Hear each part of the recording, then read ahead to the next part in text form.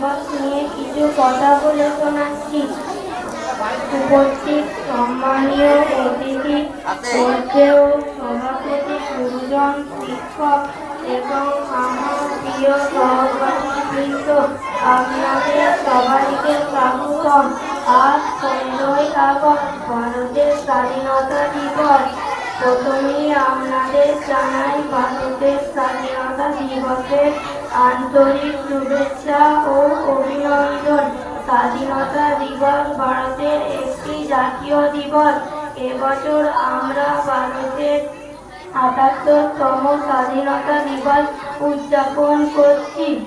1947 সালে 15ই আগস্ট আমাদের দেশ ভারতবর্ষ ব্রিটিশ রাজ শক্তির শাসন থেকে মুক্ত হয়ে স্বাধীনতা অর্জন করেছিল।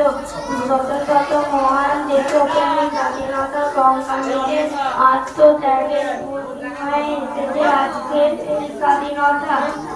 মহাত্মা গান্ধী, নেহেরু, বাল গঙ্গাধর তিলক, বিপিন চন্দ্র পাল, মঙ্গল পাণ্ডে, ভগৎ সিং, সর্দার পাটিল, নেতাজির মতন মহান দেশপ্রেমী স্বাধীনতা সংগ্রামীদের আত্মবলিদান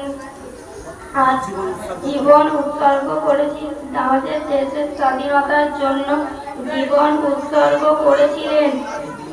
এই দিন আমরা পরম শ্রদ্ধার সঙ্গে স্মরণ করি ভারত মাতার বীর সন্তানদের, যারা আমাদের দেশের স্বাধীনতার জন্য আত্মবলিদান দিয়েছেন। তাই আমি আমার দেশকে খুব ভালোবাসি। আমি একজন ভারতীয় হিসাবে গর্বিত।